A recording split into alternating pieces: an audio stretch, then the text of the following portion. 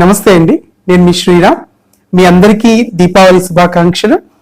మనము దీపావళి అంటే మనకు గుర్తొచ్చేది నరకాసుర వధ. శ్రీకృష్ణుడు సత్యభామ కలిసి నరకాసుని వధించడం. ఆ సందర్భంగా మనం దీపావళి చేసుకుంటున్నాం అన్నది అందరికీ తెలిసిన కదే.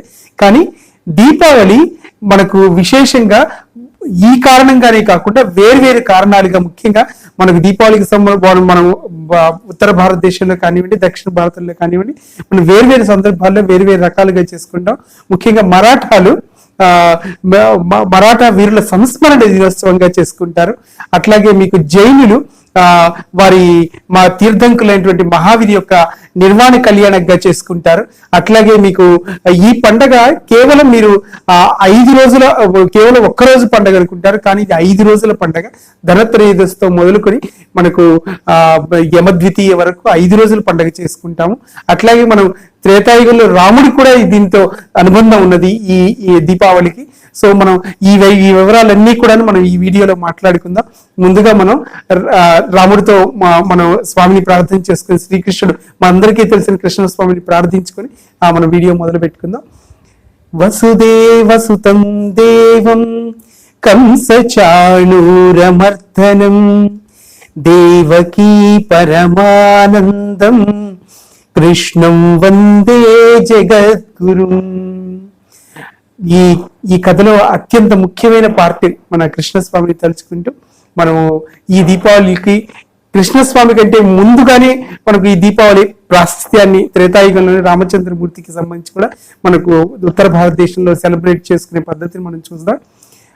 అయోధ్యకి రామచంద్రమూర్తి సీతాదేవిని తీసుకుని పుష్పక విమానంలో అయోధ్యలో అడుగు పెట్టిన రోజు దీపావళి అమావాస్యగా వాళ్ళు భావించుకొని ఉత్తర భారతదేశంలో వచ్చిన రోజు అయోధ్యలో వారందరూ కూడా అప్పటి వరకు కూడాను ఎంతో సంతోషం లేకుండా జీవనాన్ని గడిపిన వాళ్ళు రాముడు వచ్చాడన్న అత్యంత సంతోషంలో వారి ప్రతి ఇళ్లలో, అయోధ్యలో ప్రతి ఇళ్లలోనూ దీపాలు పెట్టి ఆ పండుగని దీపావళి పండుగలాగా వాళ్ళు సెలబ్రేట్ చేసుకోవడాన్ని ముగించుకొని మనం దాన్ని దీపావళి రోజే స్వామి వెనక్కి వచ్చారన్న ఒక సాంప్రదాయాన్ని కూడా మనం ఉత్తర భారతదేశంలో పాటిస్తూ ఉంటాం.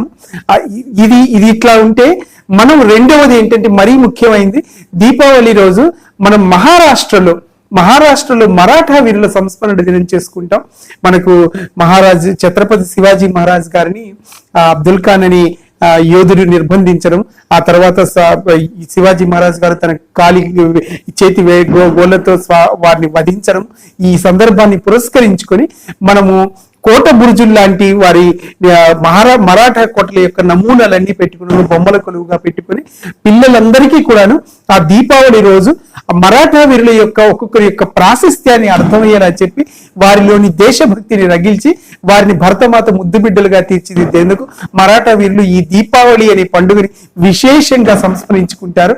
ఇది చాలా తక్కువ మందికి తెలిసినటువంటి వాస్తవం ఇది. మళ్ళీ ఇట్లానే కాకుండా మనము ఇంకొక సందర్భానికి కూడా రావచ్చు.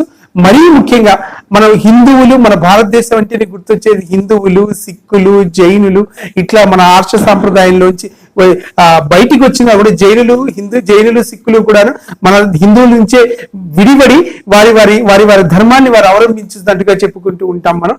అట్లాగే జైనుల్లో కూడాను వారి 24వ తీర్థంకరైనటువంటి మహావీర జైనుడు, ఆయన మహావీర తీర్థంకులు, ఆయన దీపావళి అమావాస్య రోజే మహావీర్ కళ్యాణ్ నిర్వాక్ అంటాం మనం.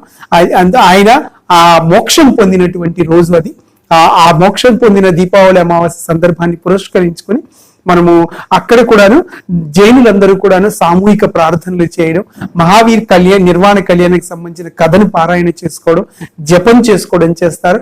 అట్లాగే వారి ప్రథమ శిష్యుడైనటువంటి గౌతమ స్వామి, గణధర్ గౌతమ స్వామి కూడా ఆ రోజే కైవల్య జ్ఞానాన్ని పొందారు. కేవల జ్ఞానం అంటారు జైనులు, కైవల్య జ్ఞాని, మోక్ష జ్ఞానాన్ని పొందారు.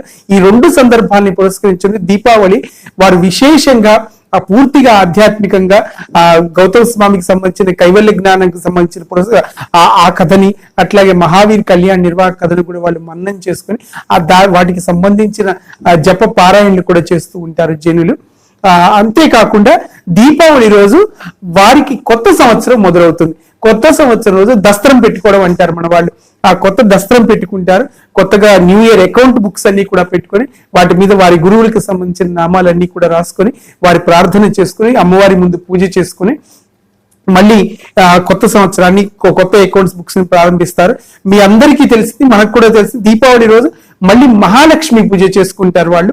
ఆ మహాలక్ష్మి పూజ రోజు కూడా ఆ విశేషమైన ముహూర్తంలో ఆ పూజ చేసుకుని ఈ పుస్తకాలన్నీ కూడా అమ్మవారి దగ్గర పెట్టుకుని వారి ఇంట్లో ఉన్నటువంటి వారి సంపదను కూడా అమ్మవారి ముందు ప్రదర్శించి అమ్మవారి అనుగ్రహం తీసుకుంటూ ఉంటారు. అమ్మవారి పూజ విశేషంగా చేస్తారు జైనులు అంత సంపత్కరంగా ఉండడానికి, విశేషంగా మహాలక్ష్మి అనుగ్రహం కలగడానికి దీపావళి అమావాస్య రోజు చేసేటువంటి ఆ లక్ష్మీ పూజే కారణం అని కూడా ప్రగాఢంగా నమ్ముతారు. ఈ విధంగా కూడాను మహారాష్ట్రలో మరాఠీలు అట్లాగే మన సోదరులు జైనులు కూడా ఈ విధంగా సెలబ్రేట్ చేసుకుంటూ ఉంటారు. మళ్ళీ ఈ సంప్రదాయానికి సంబంధించి మళ్ళీ మీకు చెప్పినట్లుగా నేను ఈ 5 రోజుల పండుగ మనం చేసుకుంటూ ఉన్నాం. ధనత్రయోదశి రోజే మనం దీపాలు పెట్టడం మొదలు పెట్టేస్తాం. మనం కేవలం అమావాస్య రోజు దీపాలు పెట్టాం కదా, దీపావళి అమావాస్య రోజు. దీపావళి ముందుగా మనకు ధనత్రయోదశి రోజు అమ్మవారి ధనత్రయోదశి పూజ చేసుకుని లక్ష్మీ కుబేర పూజ చేసుకుని ఆ రోజు అమ్మవారికి దీపాలు పెట్టి ఆ రోజు మళ్ళీ నరక చతుర్దశి రోజు ముఖ్యంగా మనకు అభ్యంగన స్థానం. మనకు దీపావళి రోజు లక్ష్మీదేవి వస్తుంది అంటారండి. మన దగ్గర అలక్ష్మి కూర్చొని తాండవం చేస్తుంటే లక్ష్మీదేవి ఎక్కడి నుంచి వస్తుందండి? అట్లా రాదు కదా. ముందు అలక్ష్మిని పోగొట్టుకోవాలా, ముందు మన దరిద్రం వదిలితేనా. మనం శుభ్రపడాలంటే ముందు ఏం చేయాలి చెప్పండి? ముందు స్నానం చేయాలి. ఆ స్నానం చేస్తే కదా మన ఇంటి మీద ఉన్న దుమ్ము ధూళి మనం పరిశుద్ధంగా తయారయ్యేది. ఎట్లా అంటే మనం ఎక్కడికైనా ఒక పాయసం పాత్ర తీసుకుని వెళ్ళామనుకోండి, ఎవరైనా పాయసం పెట్టమని అడిగామనుకోండి, మన పాత్ర నిండా మురికుంటే అందులో పాయసం పెట్టించుకోగలుగుతామో చెప్పండి? ఆ పాత్రను మురికినంత శుభ్రం చేసుకోవాలి. అట్లాగే ఈ దేహానికి పట్టినటువంటి అలక్ష్మిని కూడా దూరం చేసుకోవడానికి నరక చతుర్దశి రోజు అభ్యంగన స్నానం చేస్తారు. అభ్యంగన స్నానం చక్కగా తలంటుకొని నువ్వుల నూనెలో, ఆ రోజు నూనెలో లక్ష్మీదే ఉంటుందని చెప్తారు. ఆ చక్కగా నువ్వుల నూనె వండుకొని ఒళ్ళంతా అలదుకొని చక్కగా తలంటు స్నానం చేసి ఆ ఒంటికున్న అలక్ష్మిని అంతా వదిలించుకొని మరుసటి రోజు దీపావళి అమావాస్య రోజు వచ్చేటువంటి మహాలక్ష్మీదేవి పూజ చేసుకుని అమ్మవారి అనుగ్రహానికి పాత్రలు కావడానికి ప్రయత్నం చేస్తారు. మనం ఈ ధనత్రయోదశి అయిపోయిన తర్వాత, నరక చతుర్దశి అయిపోయిన తర్వాత మరీ ముఖ్యమైన పండుగ మనకు దీపావళి రోజు. ఆ రోజు అందరం మనం వైభవంగా దీపాలు వెలిగించుకొని మనము ఆ రోజు నుంచి మొదలుకొని ధనత్రయోదశి నుంచి మొదలుకొని కూడా మనము దీపావళి పండుగ రోజు దీపాలు వెలిగించుకోవడమే కాకుండా వచ్చేటువంటి కార్తీక మాసంలో కూడా మనము పూర్తిగా 30 రోజులు కార్తీక శుద్ధ పాఠ్యం నుంచి కార్తీక శుద్ధ అమావాస్య వరకు కూడా మనం దీపాలు వెలిగించుకుంటాం. ముఖ్యంగా మినిమం 5 దీపాలు వెలిగించుకోవడానికి సాంప్రదాయంగా పెట్టుకుంటాం. మనం 5 దీపాలు, 2 దీపాలు మన వాకిలి గుమ్మం దగ్గర 2 ప్రక్కలా పెట్టుకొని, ఒక దీపం తులసి కోడ దగ్గర, ఇంకొక 2 దీపాలు మనం చేసుకుని మన ఇంట్లో ఉన్నటువంటి పూజా మందిరంలో స్వామికి ఎదురుగా పెట్టుకుంటాం మనం. అట్లా ఈ సాంప్రదాయం కొనసాగుతూ ఉంటుంది. మళ్ళీ ఈ కార్తీక శుద్ధ పాడ్యమి మొదలైతే కార్తీక శుద్ధ పాడ్యమి రోజు బలి పాడ్యమిగా చెప్పుకుంటాం. బలి చక్రవర్తిని వామన అవతారంలో స్వామి అణగదొరికి పాతాళానికి పంపించేసిన తర్వాత బలి పాడ్యమి రోజు ఏదైతే ఉన్నదో ఆ రోజు స్వామి వచ్చి ఆ ఒక్క రోజు మాత్రమే సమస్త భూమండలానికి నువ్వు పరిపాలకుడు అవుతావు అని చెప్పి విష్ణుమూర్తి వరం ఇస్తాడనమాట. ఆయన పరమ ధర్మాత్ముడు అయినా కూడా రాక్షసరాజు అవడం చేత ఇంద్రుని పదవికి ముప్పు. అదే కారణంగా స్వామి మా బలి చక్రవర్తిని పాతాళానికి అనగదొక్కడం జరుగుతుంది. అటువంటి బలి చక్రవర్తి కూడా ఆ రోజు భూమి మీదకి వచ్చి మనందరినీ పాలన చేసే రోజు గుర్తుపెట్టుకొని ఆ బలి యొక్క దానగుణంలోంచి మనం కొంచెమైనా దానగుణాన్ని అలవాటు చేసుకొని మన జీవితంలో దానం ధర్మం చేయడం ఎంత ముఖ్యమో గుర్తు తెచ్చుకొని మన జీవితాన్ని సంస్కరించుకుంటాం. అట్లాగే మీరు యమద్వితీయ, మరుసటి రోజు యమద్వితీయ, హిందీలో అయితే భాయి దూజ్ అని చెప్పుకుంటూ ఉంటాం. భాయి దూజ్ రోజు మనకు దీనికి ప్రశస్తంగా చెప్పాలంటే యముడు తన సోదరి అయినటువంటి, ఆయనకి ఒక సోదరి యమి అని ఒక సోదరి ఉందట. ఆ సోదరి దగ్గరికి వెళ్ళి ఆ రోజు భోజనం చేస్తారు. భోజనం చేసిన రోజు యముడు ఏదైనా వరం కోరుకోమంటే ఆవిడ ఒక వరం కోరుకుంటుంది యమధర్మరాజు.